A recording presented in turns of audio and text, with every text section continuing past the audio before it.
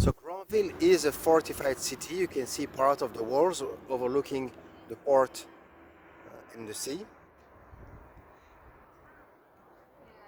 And the stones here are authentic. Granville was really lucky not to have been bombed during the Second World War. And the old entrance of Granville is the levee bridge. I'm going to pass right now, protecting the town from any attacks. Here in 1803, it was attacked again, I would say, by the English army, trying to take France when Napoleon was fighting England. But the bridge was locked, and the English navy did not get in the port of Granville.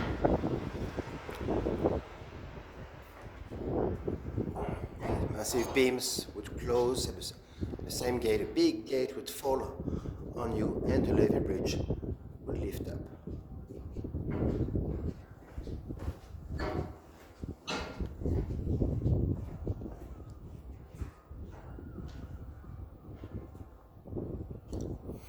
So Granville really preserved its authentic charm of the 18th century or 17th century, high over the port. So let's go and have a small look at Hauteville and Granville, the old town of Granville. The rest of the town is quite modern, so I'll stick to the old town, which is really just like in the 18th century, and probably some buildings that are much older. I just spoke to a guy local from Granville. So the church of Granville, which was there in the 18th century, is Notre Dame, the one I just presented you. And then you can see the Chaussée stones everywhere. So the old Granville is on the hill. It's called Hauteville, so the town high, overlooking the port.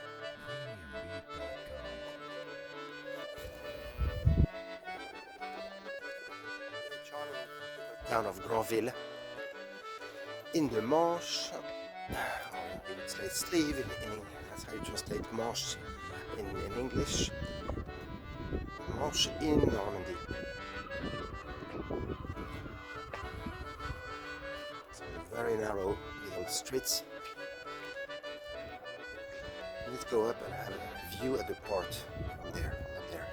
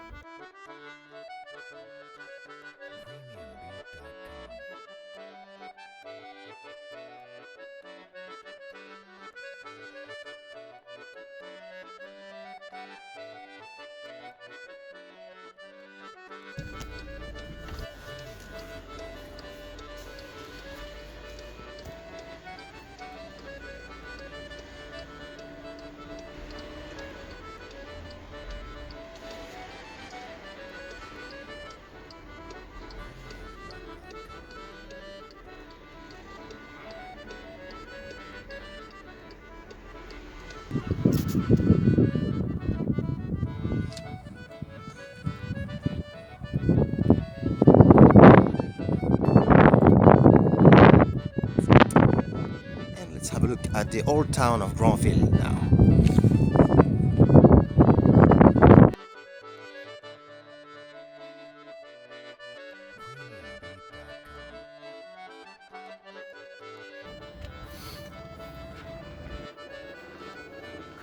What an impressive view you get from the port of Granville.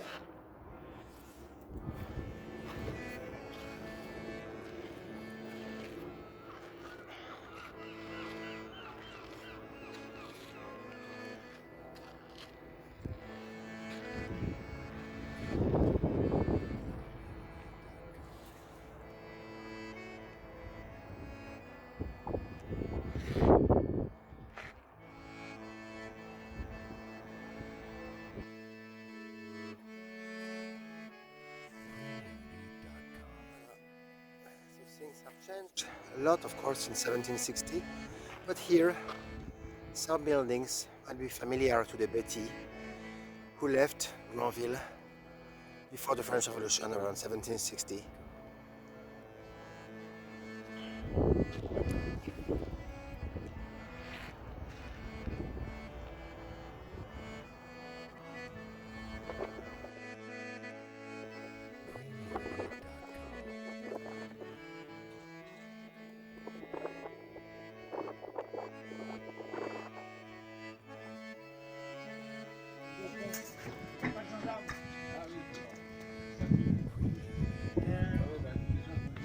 On met tout de suite là. Qu'est-ce qu'il me. Qu'est-ce qu'il me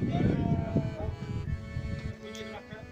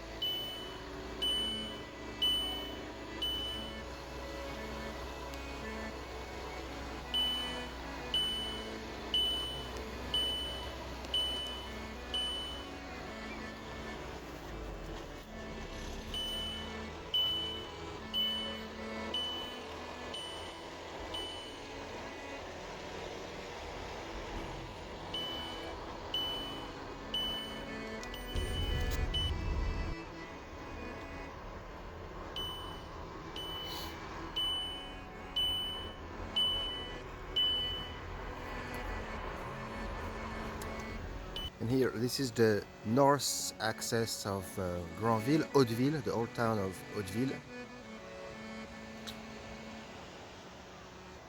So over there you can see Saint-Martin-de-Bréal, Bricbec, Donville, and really at the end, Agon-Coutanville. On the very old Vauban walls of Granville, dating back to the 17th century. Over there, the two big buildings were building for the officers, the lieutenant of Granville, Vauban style, with the defensive architecture of the 18th century. And here is Église Notre-Dame, Church Notre-Dame of Granville, on top of the port.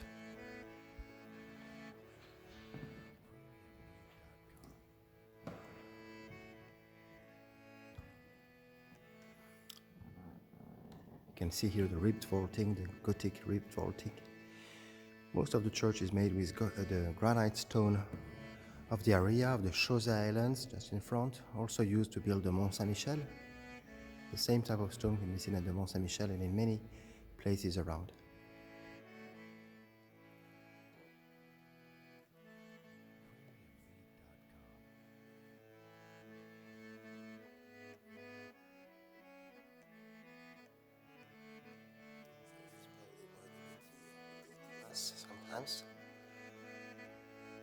exactly the same place. This church is really from the Roman arches you see over there. It's probably all there since the 14th century, even maybe way before.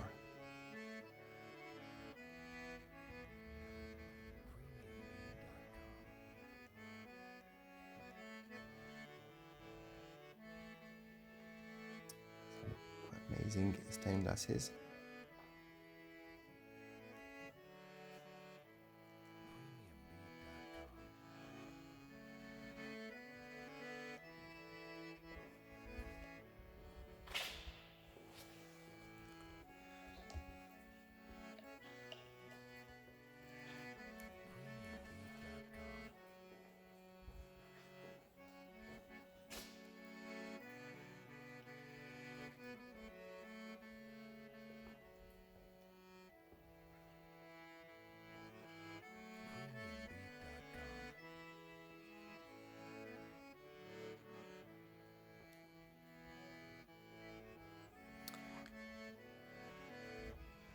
Really very nice church of Granville.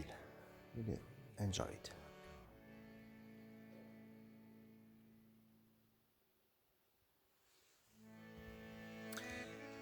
Notre Dame of Granville was first started in the 12th century. First sanctuary was built by fishermen who came to pray Our Lady, the Virgin Mary. They have seen, according to the history, some traces of the Virgin Mary in some rocks at Cap Lieu nearby. Then in the 15th century, around 1445, it was started by the English when that part of Normandy was under English domination in the 100 Years' War. So a church was built from the granite of Chaussee. Just some walls of that remain. The tower of the church bell also remains, and some stones of the transept and the core are the oldest ones.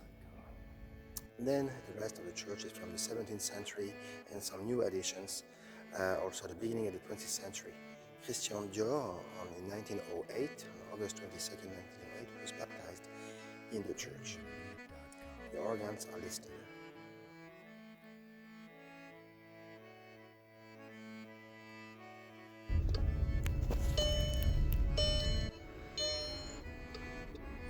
It's really nice to drive on the way to Granville, Saint-Père-sur-Mer. Very nice road.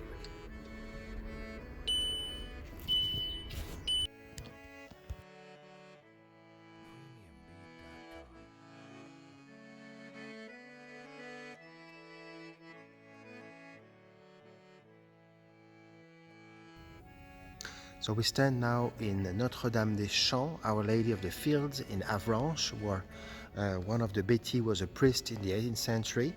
And I'll show you after Basilica Saint-Gervais.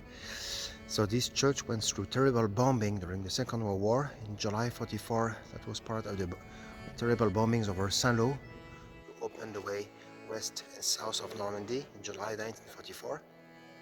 So stained glasses are just plain windows, no colors. You can see our rosace, but no original stained glasses. The church was completely rebuilt after the war. 3/4 of the church was rebuilt, just like the original, but the stones were found nearby and here put together from the 50s. So the same shape, the same architecture, but not exactly as it was before. You can see here the ribbed vaulting, the Gothic style. It's quite dominant in this church, Gothic style from the 13th century, beginning of the 13th century.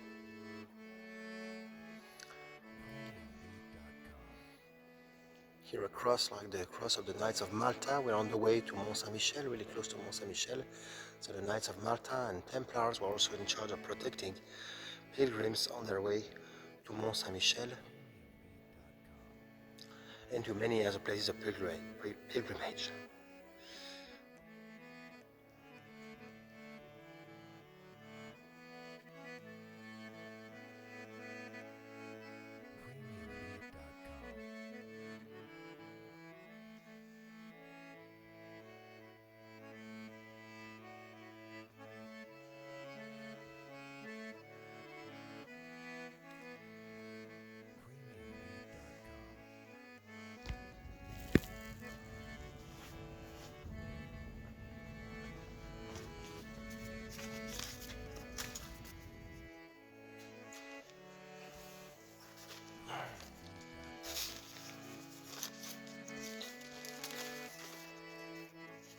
So from the information gathered by Monsieur Betit, Pancras Betit was doctor in face from the Sorbonne in Paris. He was also General Bishop of Avranches.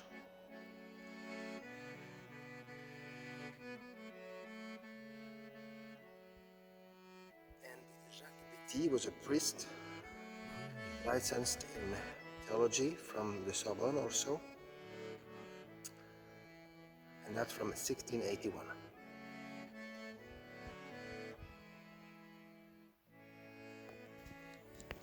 And now we are in Basilica Saint-Gervais of Avranches, the basilica where is kept a very important relic, the skull of Abbot Aubert, the founder of Mont Saint-Michel in 709, the one who was touched 3 times by Archangel Michael, and Archangel Michael ordered Aubert to build a church, a temple, a church actually, which will become an abbey later on in his honor for Archangel Michael, the leader of the legions of heaven, also the archangel who keeps the gates of heaven and hell, also the archangel of justice. This is the skull of Abbot Aubert, this priest. The back of his skull, you can clearly see a hole on the back of the skull in amazing relic box. This monk and abbot later on, who would really start the building of this amazing abbey on an island, the famous Mont Saint-Michel or Mount Saint-Michael. For Christians, for believers, and the hole you see is really the print of Archangel Michael.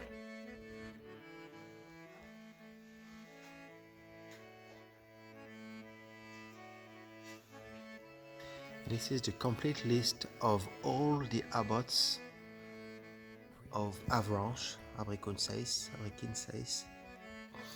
and as I search for it in the centuries, interesting as I don't see any mention of a Betit. It's in the 16th century, 17th, or even 18th century when Charles François left to Quebec to